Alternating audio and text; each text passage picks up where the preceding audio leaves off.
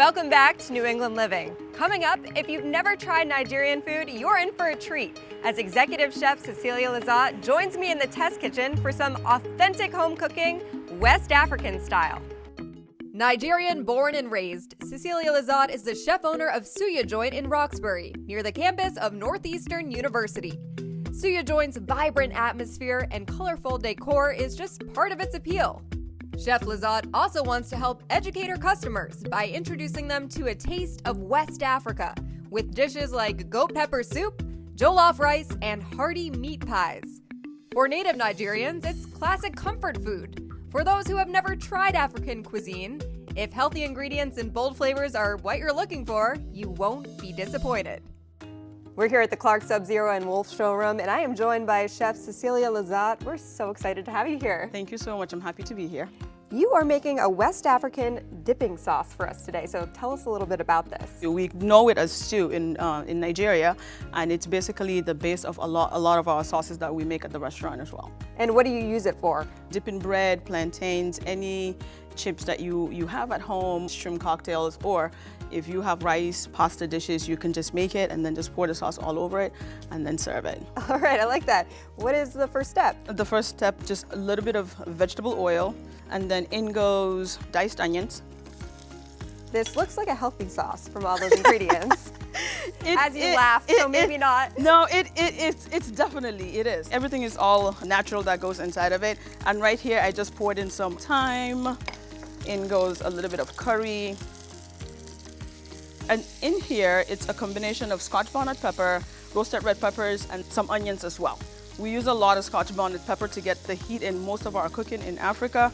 So you just pour this in there. So is this sauce a little spicy? Yes, most definitely. And then when you come to the restaurant too, you just have to tell us how spicy you want it, or else we'll just serve it the West African style, which is like very, very spicy. Go big or go home. Yeah, yes, I agree with you.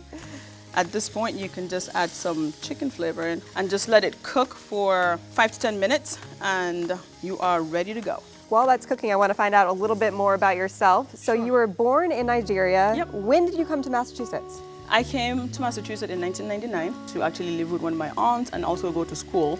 Until then, I saw the need of West African cuisine. It's lacking, so I just decided to say, okay, you know what? Why not go in and give the flavors of West Africa to those that have never had the food? We are here to educate.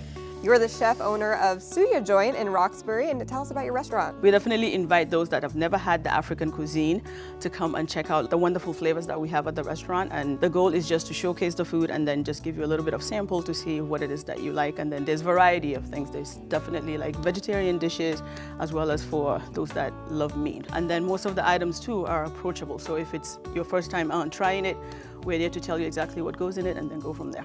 And what I really like about what you do is you want to teach people. You want people to learn about West African food. So what should we know about it if we've never tried it before? So everything is cooked with layers, like different layers of flavor that goes inside of it. So it's not everything all bunched all at once, as well as is vibrant colors as well. So it sounds like if a customer comes into your restaurant, you don't mind them bothering you and maybe asking a few questions along the way. I love it. That's not a bother at all. And if I see a customer that I recognize, I don't have a problem coming to come and sit down with you, hey, and then we just chit chat. And then instantly too, I do recognize that, oh, that's a new person. So I'm gonna go say hello, how is everything? Because I love getting feedback from like what my customers have to say about the restaurant. And I'm sure everything's delicious, but if we had to pick a couple items on the menu that we should look out for, what would they be? So recently there's this fufu challenge on TikTok. So fufu is almost like grits, but then the consistency is firmer, almost like mashed potato type of consistency. And then we have dipping sauces that you just grab a little piece, dip it in the sauce to get the flavor, and the flavors are amazing. There's pounded yam and egusi soup, then there's the jollof rice, which is almost like the equivalence of like the rice pilaf, but like extremely flavorful and served with like your choice of meat and then plantains. Those are the more approachable things for somebody that has never tried it.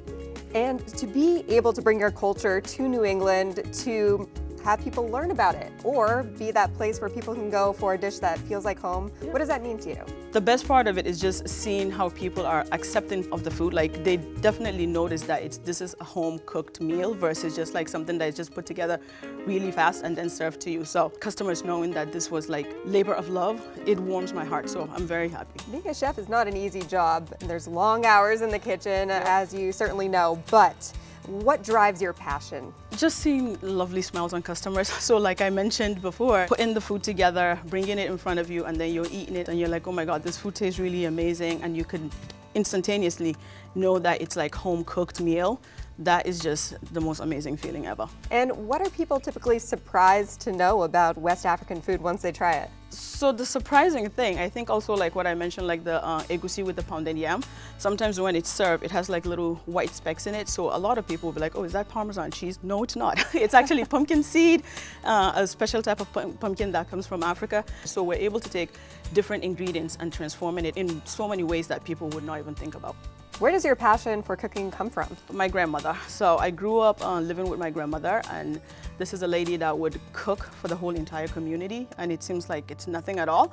At the age of 9, I didn't think it was actually work. So every Saturday she would wake up, make this big gigantic pot of meal, and then me as a 9-year-old go and stand in front of the kitchen and say abinchi nuna, meaning food is ready, and you could just see the whole entire community just like flock into our kitchen. Within an hour, the meal is gone. So that's also like something that gives me great joy, the fact that she has labored, cooked this whole entire meal. All right, it's smelling pretty good in here. Is it almost done? Yes, it is. So this is the final product. Okay. I fried some plantains, which is right over here. And you can use a variety of different things to use to dip with the sauce. Most definitely. So you can use the plantain right over here that we have. If you like bread, this is a perfect dipping sauce for it as well. You can definitely pour this over your rice or pasta. And for the vegetarian people, this is amazing. But at home, if you are a meat lover, whatever you have, you can add on to this, like shrimp or chicken, and then go. All right, is that enough? Keep going. More? Okay. Don't be shy. All right, Yep. get in there. Tastes just as beautiful as it looks. It tastes like tomato sauce, but obviously with a kick and different than anything I've ever had. It is amazing, and you can find out where to purchase this sauce by going to our website, cbsboston.com/New England Living. Thank you for teaching us, and thank you for being here. I'm glad you liked it. Thank you for having me.